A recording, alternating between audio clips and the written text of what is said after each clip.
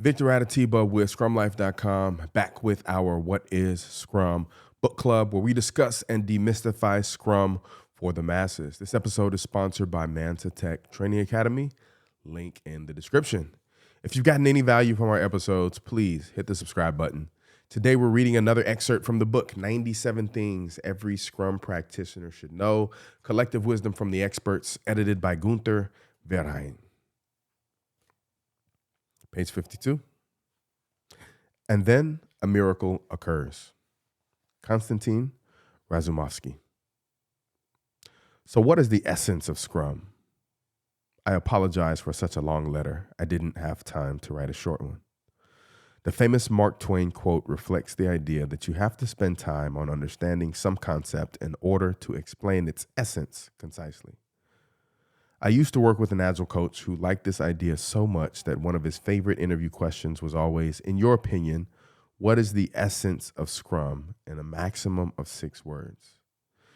The key words he was mostly looking for were feedback, experiments, empiricism, inspection, adaptation, and value. I don't think the interviewer realized that his question surprisingly has a very direct answer in the Scrum Guide. The essence of Scrum is a small team of people. I take a deep breath, close my eyes, and write this word, team. Those who say that this doesn't work for people above 14 just have never seen how this works, and it's really hard to believe in something you've never seen. This is a quote from Hannah, a member of a Scrum team from Minsk, Belarus. I would love to attribute Hannah's inspiration to using the Scrum process only, but I can't. Her motivation and happiness mostly come from working shoulder to shoulder on a daily basis with 4 geeks called her team. Geeks who, after 6 months of joint victories, failures, and quarrels, became very important to her. They became her second family and provided a reason to come to work. In books, teams are supposed to be created around a common goal and get motivation out of pursuing it. However, organizational goals are often arbitrary or meaningless. Working in a great team is what drives many people. Instead of serving an external goal, the team becomes a goal in itself. Members of a good team get motivation and energy from the team. One of the most helpful tips I personally know for Scrum practitioners is to generously invest time, energy, creativity, and empathy into getting a team to really gel. Once you do that, many good things in Scrum can happen by themselves, almost automatically. You will see the better side of every individual on the team. Most of your concerns about involvement, responsibility, and collaboration will fade away. You will understand how collective responsibility works. The favorite mantra of all Scrum Masters, take it to the team, starts working great for you. In a classic cartoon by Sidney Harris, 2 scientists are going through the steps toward proof of an important theorem. One of the transitions on the way to the goal requires a miracle. Similarly, on your path to professional Scrum, there is a hard but necessary step, growing a team. And no one knows exactly how this happens. We do know that for this step to happen, you'll need to find enough empathetic people with strong intrinsic motivation, create a safe environment for them, an environment rid of formal leads, hierarchy, and demotivators, and listen carefully to the words of people like Hannah, who have experienced this somehow in an unexplainable way in the middle of our collaboration, respect, help, support, and friendship. On some wonderful, really wonderful day, a miracle occurs, and you can't really influence it. You can observe, enjoy, even get benefits out of it, investigate, and try to understand, not for reproducing, but for not breaking it down. Another great article. This is in line with the collaboration theme of this part 3 of the book, and teams, and how integral the team is to the process.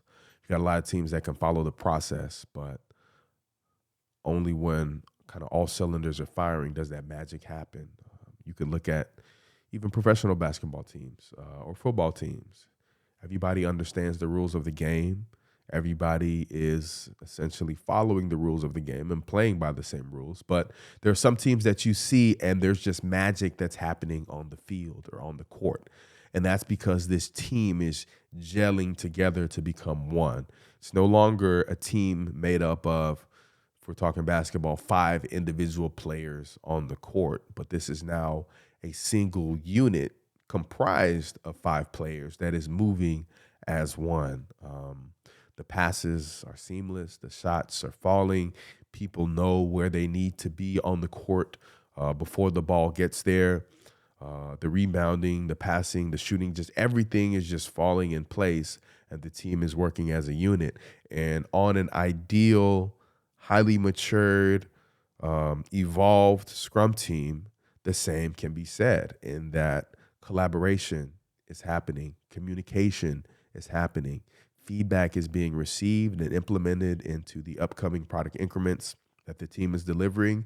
And there just seems to be sort of a magic that is happening that no one who's watching or witnessing can quite put their finger on, but everyone understands and notices that it's happening. And in the unfortunate event that those teams either break up or a new player comes or leaves, everyone can see or feel that that magic isn't exactly as it was. And sometimes, if you're lucky, that magic can be recreated with new pieces. But oftentimes, once you break up a team that has become well functioning or highly functioning, sometimes that magic is lost. And that's why in Scrum, the teams should be long lived. You don't want to break up a team consistently. And we can talk about sports again. If you have a championship winning team, you don't want to take your star player from the team and move them to another team. Chances are the old team nor the new team probably isn't going to win the championship. But when you see organizations that have a dynasty of players, organizations like the Bulls, organizations like the Celtics, like the Lakers, who even Golden State Warriors right now, organizations who keep the same key players around, sometimes you can see that magic duplicated in successive seasons. And so you've got teams that win back-to-back championships, teams that win back-to-back-to-back championships. And so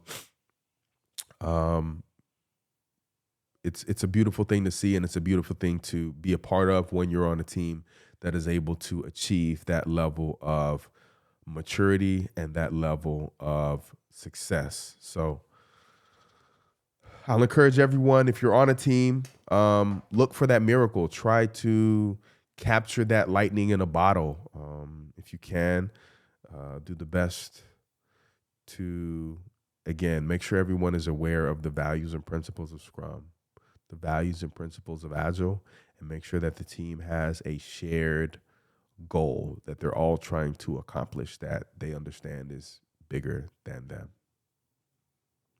Did you gain any value from today's episode? I hope so. I'd love to see your comments down below. If you've ever had a team that's captured that lightning in a bottle or had that miracle moment, go ahead and leave me a comment that says miracle down below. Maybe you'll tell me a little bit about that team as well.